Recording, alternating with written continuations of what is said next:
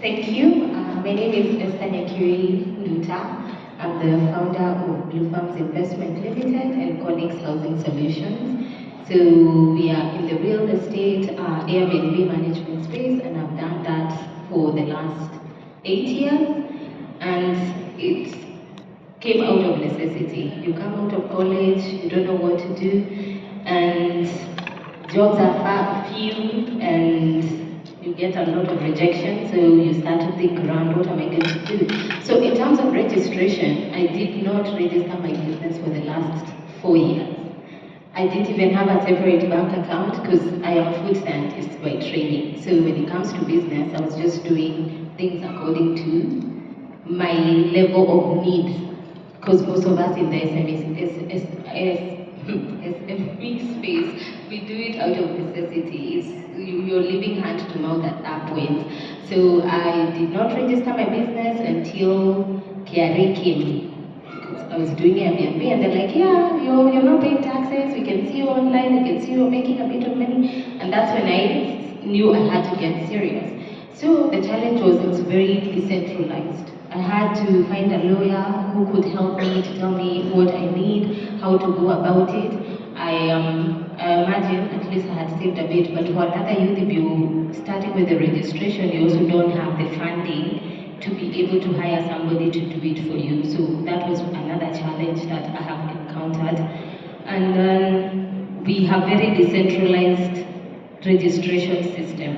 I need the national registration, and I also need county registration, especially if you're operating in Nairobi. I also had people like tourism board coming. I didn't even know I needed that license if I'm running a small entity like an Airbnb. So if we had more centralized place to get this information, it would make our work easier. I love what a country like Rwanda has done. They have done everything online. You can just go to one page and you're able, the Rwanda Development website, and you can be able to register your business all at once. But here, yeah, the fragmentation of information, like you have to really work hard to get the information you need. So that is obviously the part of the government, and it would also make it easier for us, like that public-private partnership. The government should listen to us more.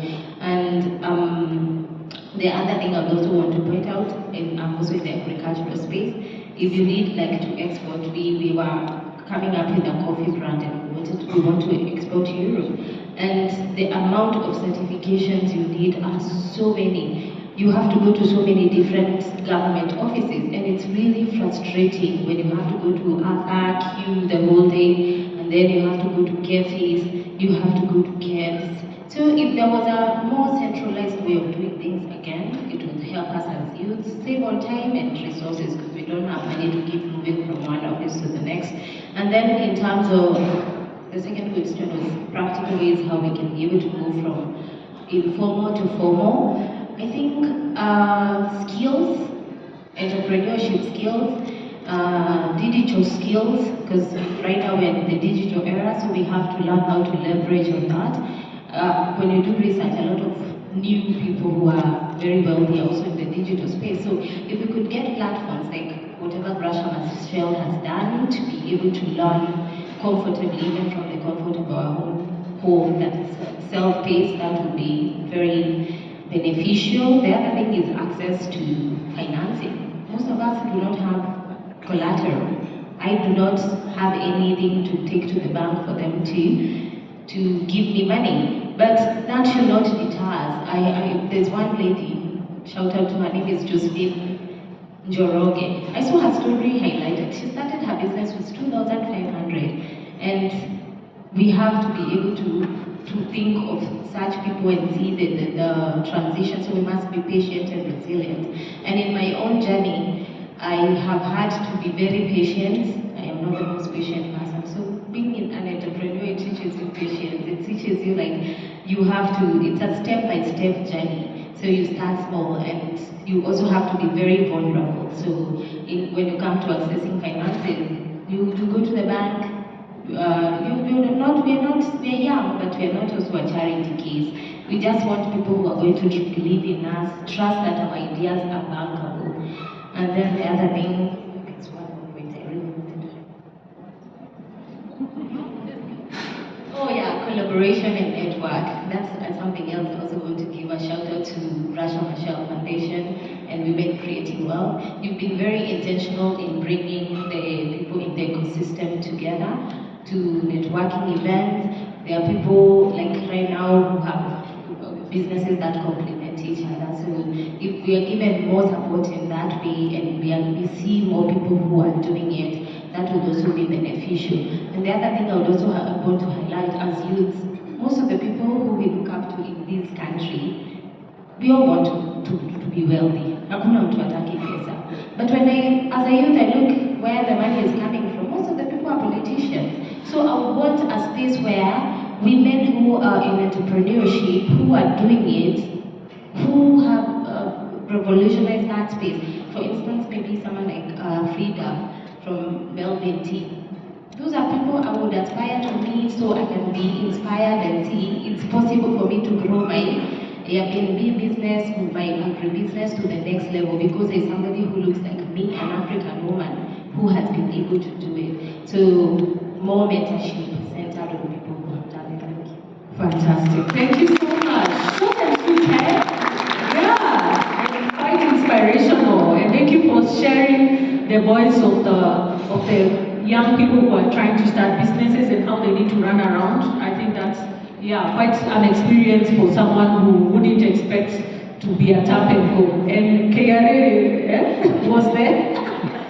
Was the startup pack. Okay, don't worry. But don't worry, you speak for many. And next I'm going to Madam Nyandia. And you've listened to Esther's story, but you probably have been in this field for a longer time than her. She said 8 years, might you have been more lesser time? Oh. Okay, great. And it's going to be very interesting to learn from you as someone who's older and experienced, much more experienced probably than how. Just to understand how are you able to scale your business and maybe from making smaller amounts of money to lots of profits. And two, I also want to understand what were your enablers? What are the interventions that really made you successful at scaling? You might not be there 100% yet, but from one end to another, whether in form of financial, policy, or whatever specific thing that really helped you scale your business. Over to you.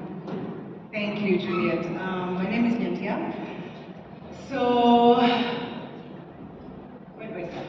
The challenges. I think it's easier to start the challenges and then to where we are today. The challenges, just like her, I was saying, we start off, you have an idea or you have a situation that puts you into a space of, I'm a business owner, I guess, because I don't have a job. And then you figure it as you go. So for me, the first 3 years of business, I'm 5 years old now in business. The first 3.5 years, I didn't have anything other than a business name. I really liked my business name, but I didn't know where it would eventually lead. So I registered a business name, and with that, you're able to open a bank account in your business name. So that's worth knowing for most people, because people always struggle with having separate bank accounts. So that's an easy way to start off right without spending money up front. Is get a business name registered and then have a bank account opened for your business name. The challenges, I think, are primarily yourself, especially when you don't have a business background. I'm an artist by profession. I have a degree in arts, so I have zero knowledge of business. And so coming into this space, all I knew is that I wanted to make money, and I knew what I was good at. That's it. In terms of next step, future, I didn't have a vision. I had a very immediate need, which was to make money. I didn't have a vision for 10 years, 5 years, and so forth. So after 3 years of operating, one thing I can say I really spent time during the 3 years was understanding what my product was and making it a good product. Because a lot of times we want to make money, but we don't spend a lot of time on research and development of our products and the space that we want to operate in. So the first thing that kind of shifted us from being a small business into a big business was partnership. Partnership is very crucial, but partnership without the right preparation is not going to help you. So looking back now, I had been preparing for a big partnership, but I wasn't very aware that's what I was doing. And so I had joined an accelerator program. I joined Grasa Michelle, and I also joined another program.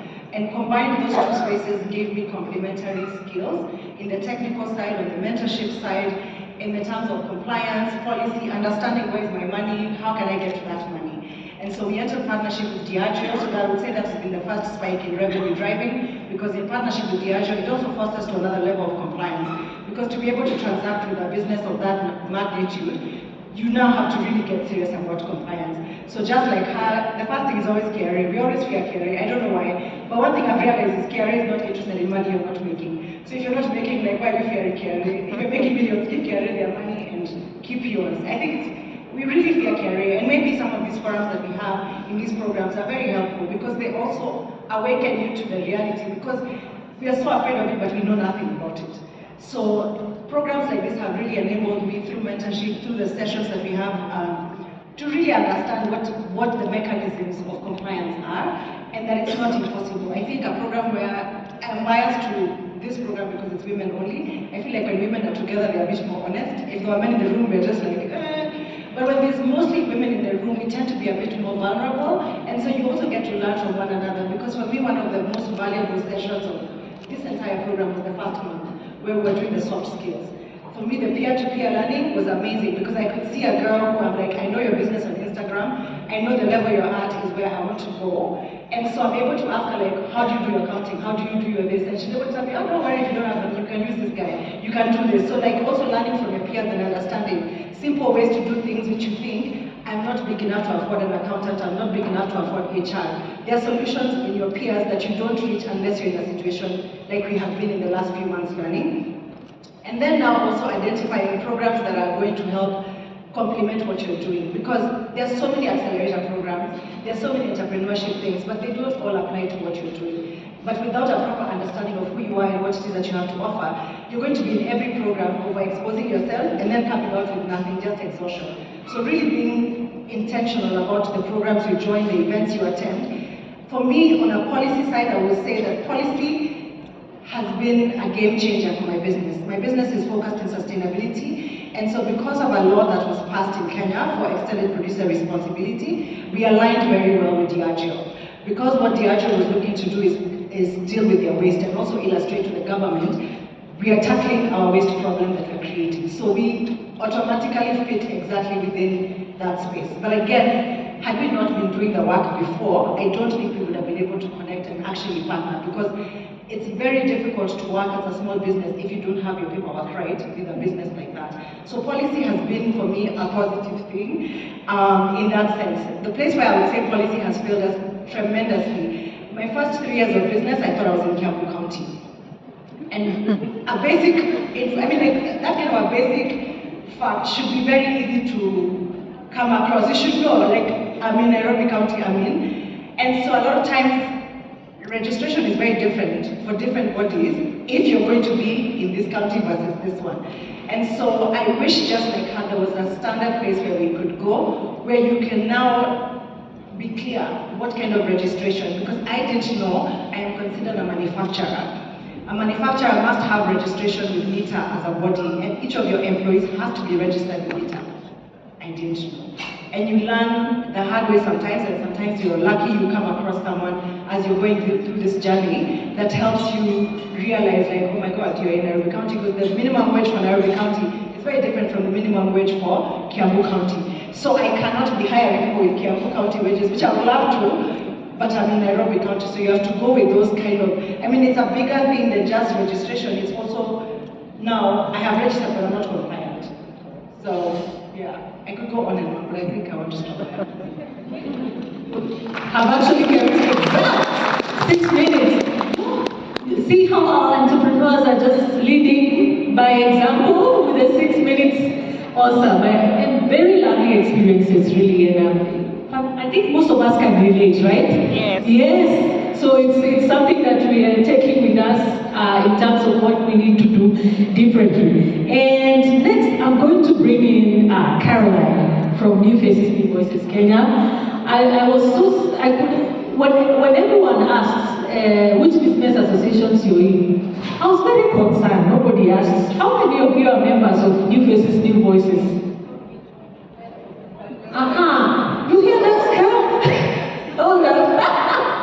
then you were here in the morning and you didn't tell them how to join this fantastic network.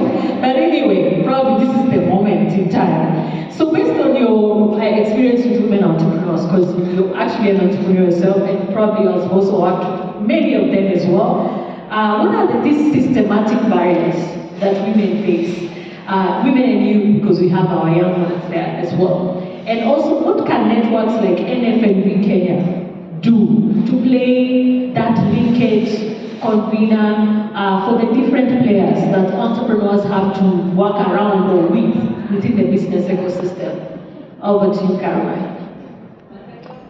Okay, you've asked many questions, so I hopefully will remember all of them. I'll start with, how do you join NFNV? Okay, first we're actually online. So if you look for us as New Faces, New Voices Kenya, or find me, because I'll still be here for a while longer, I'll tell you how to connect to us. And remember, it's a group of believers, it is not people working in the finance sector. Okay? We focus on things that unlock finance in whatever mode that looks like, but we are not all based within the sector. So find me or find us online, connect to us. You'll connect with people that are like-minded, not based in the sector, come from multiple different sectors, multiple ages, and multiple different backgrounds and experience bases. Yeah? So like you said, Nyandia, and in fact Esther said it as well, it's also when you look for help, when you have opportunities, because sometimes what we also do is share opportunities. So this has come my way, but it's not for me. Yeah? And there's a lot of strength in knowing that it's not for you, but being able to give it to somebody else. Now, you know that's interesting, because if you think about it, if I give you something in your left hand, okay? So each of you stretch out your left hand, and imagine you're receiving from the person next to you. So you guys just pretend. No. The other day, okay. I'm seeing people stretching the left hand all the way to the right. Left to left, okay? Left to left. Okay, so imagine you just received something in your left. Alright?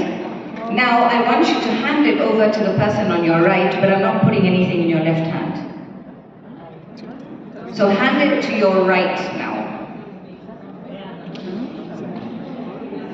Using the same So you hand. get it in your left. So imagine you're holding something in your left. Okay? I'm asking you to hand it over to your right without knowing what is coming back to your left. Okay. Now that is what you have to have the courage to do when an opportunity comes your way. Is sometimes you have to give it away and not knowing when your next one is coming. Yeah. If it's not yours, give it to somebody else and yours will come. Yeah. Okay? So that is part of also what a network does, is it creates opportunities, shares opportunities, creates knowledge, and creates a feeling of not being alone. There's nothing that any of us will go through for the first time ever. Somebody else has been there before you. Yeah. Okay? Right, now to the actual question, which was systematic barriers for women and for youth. The first one that I would actually say is they're slightly different, but it is belief. Right? Self-belief. Women, now I'm out of, I remember when I got out of the official description of youth, okay? Because it was 18 to 35, right? 35 is so far in my rear view, but anyway. Is women lack self-belief. So if you don't believe what you're saying, why on earth would somebody else? The reality is in my career, I was a decision maker for credit. So I actually analyzed applications for finances and made the decision on whether or not you were going to get the money. I could give your business case, and to the graduates here, all of you have gone through that creating a pitch deck, right? I could give your case and ask a man to present it. And the sad thing is, he has a higher probability of getting the money than you. So first, it's because you pitch it in a way like you're asking me about your business, rather than you are telling me in a compelling way. All right? So the first is self-belief. Now, it swings in my experience, and you do see it in decision making, it swings the other way for youth. There is a lot of confidence that we have created in the younger generations, and that was deliberate. a lot of that confidence is not channeled onto a track called reality. Right? So then what happens is you get the other swing. You get an overbelief in self and an overbelief. And I'll give you an example. This doesn't just manifest in business. Running a division, we had job openings. Somebody that was on an internship came up to me and said, I actually want to apply for one of those jobs. So I said, excellent. And he looked at me. Notice how I focused on he, so the women don't think this is just a woman thing. He looked at me and I said, excellent, I'm glad. Why do you want the job? Oh, career progression, all of the things you can find on Google or ChatGPT. He said all of those. And I said, okay, so what are you doing to make yourself the best candidate for that job? Okay? He looked at me and hand to God, this is what he said. I'm here talking to you. Even me, I was left doing, because of exactly that. So the first thing is channeling the belief both ways, yeah? So have belief, channel it to your audience. The second one is that there is genuinely an age gap, and there is a gender gap, and that is within mindset. Okay? So it's the gap that exists between our 2 ears, and I don't mean that means we're not clever or whatever it is, but it is an actual divide. Because oftentimes the audience that you're speaking to don't understand your context, don't understand your situation, and therefore don't understand you. So they can see it from their perspective. The saying goes, you do not see things as they are, you see them as you are. Okay? Perfect example, if I draw a number 6 and you sit there and I sit here, we're going to argue the whole day over whether it's a 6 or a 9. Alright? Because you see 9, I see 6, we'll be here the whole day. Yeah? So that is the second. The third is then, honestly, access to information. There is a lot of information available. There are a lot of policies already in place. We just don't know, so we don't take advantage of them. Okay? The gender policy, the one launched this year, is actually a very good one. Now remember the distance between creating a policy and creating actions to support the policy. Yeah? So we often have that gap. But access to information is a very big challenge because there are a lot of things everybody in this room can take advantage of that they don't know. Right? There are lots of government policies, government funds, and so on. There's also lots of finance available. So I was going to ask the question, that's the next one. No, thank you, Caroline. Caroline. Can I just say one thing about finance? Yes. And this is going to be controversial. I think we're all being more and more programmed to believe that there is not money available to us. AFDB through AFAWA had a 30% drawdown rate. 30%. 70% was waiting for the women in this room to come and take it. APSA had around the same statistic. The other theirs was just over 70% waiting for women to come and take it. Yeah? So don't program yourself to believe it's not there. Remember earlier I told you, why not me? Go get it. Go get it. Go get it. Right?